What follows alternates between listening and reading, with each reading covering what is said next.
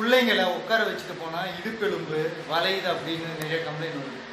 இதே ஒரு 3 மாத குழந்தை 4 மாத குழந்தையா இருக்கும்போது, இப்போ என் பையன் நேதாஜி சுபாஷ் சந்திர போஸ் 4 மாதம் தான் ஆகுது. ஆனால் பேபி வாக்கர் தான் யூஸ் பண்ணுறேன். ஆனால் எப்படி யூஸ் பண்ணுறேன்னு நீங்களே பார்த்தீங்களா? இப்படியும் யூஸ் பண்ணலாம்.